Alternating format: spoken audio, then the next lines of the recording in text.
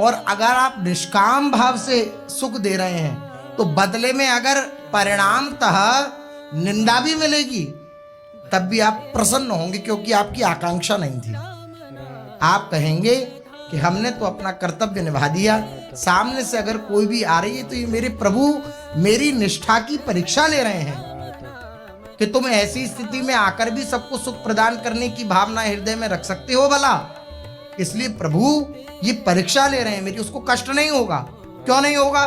क्योंकि उसने कभी चाहा ही नहीं कि कोई मेरा स्तुति करे, मेरी महिमा का गायन करे, मेरी वाहवाही करे, ऐसी उसके हृदय में लालसा ही नहीं है। ये लालसा अगर है तो निश्चित द्वेष हो जाएगा। हम जिसको सुख प्रदान करेंगे उसने हमें सुख नहीं दिया तो हम उसकी निंदा करते डोलेंगे। ये कब होगा? जब हृदय में मांग होगी कि ये हमें प्रसन्न करे। अगर ये लालसा नहीं है तो कहीं कोई द्वेष की संभावना, कहीं कहीं कोई निंदा की संभावना नहीं। सामने वाला भला करता रहे लेकिन कोई संभावना नहीं, बल्कि निंदा में भी वो प्रभु के प्यार का अनुभव करता है। 100 बार थूक दिया लेकिन एक बार भी प्रश्न नहीं। गंगा स्नान किया बार बार उन महापुरुष ने, और जब 100 बार थूका तो जो थूक रहा था उसके हृदय में पीड़ा उत्पन्न हो गई, क्योंकि सब एक विधान से चल रहा है। कोई मनमानी नहीं कर सकता आपके साथ। ऐसा नहीं हो सकता कि मनमानी कोई आपके साथ कोई भी क्रिया प्रतिक्रिया कर दे, नहीं।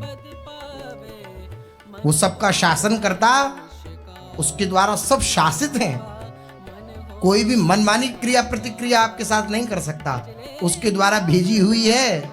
इस बात को मानेंगे, आनंदित रहेंगे।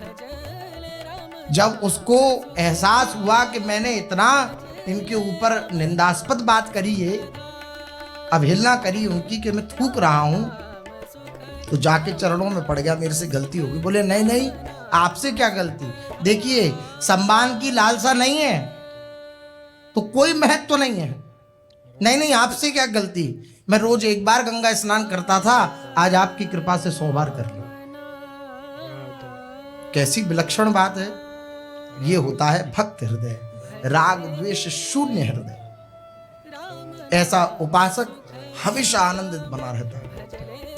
उससे कोई मतलब नहीं, कोई निंदा करो, कोई स्तुति करो, कोई जय जयकार करो, बस उसका धर्म है, उसका कर्तव्य है सबको सुख पहुंचाना और निष्काममति रहना।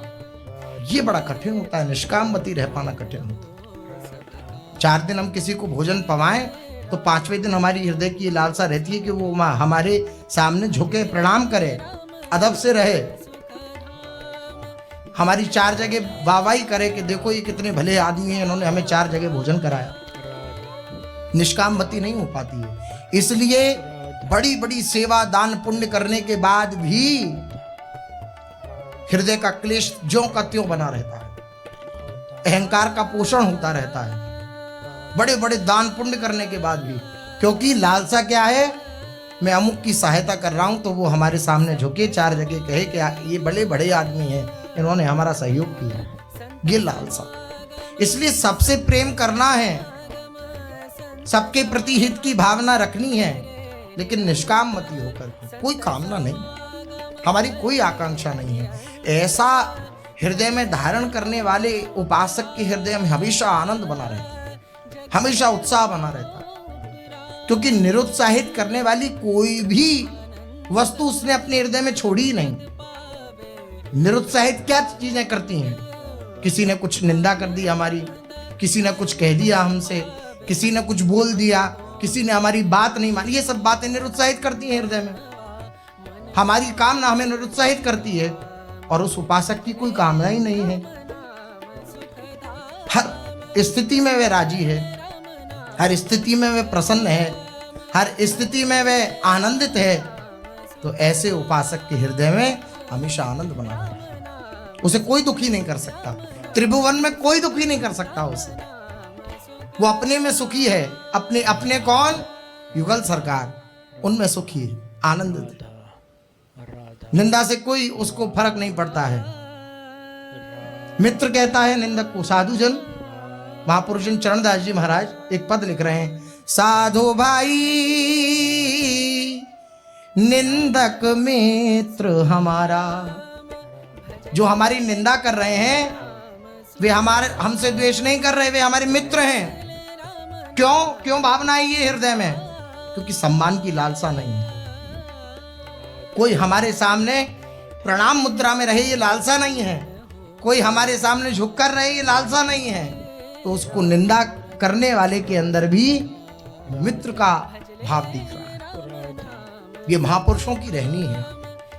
इस रहनी से को अपना जीवन का उद्देश्य बना लेने से इस रहनी को निश्चित रूप से आनंद की प्राप्ति होगी। कभी नहीं दुखी होना पड़ेगा। दुखी केवल हमारी कामना करती है।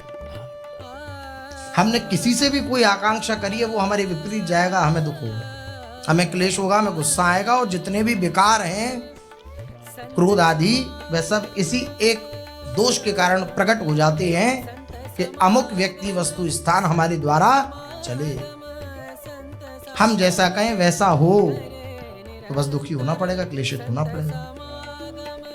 कोई मतलब नहीं। महापुरुष कह रहे हैं, साधु भाई निंदक मित्र हमारा, निंदक को नियरे ही राखो, होन न देऊ न्यारा। साधु भाई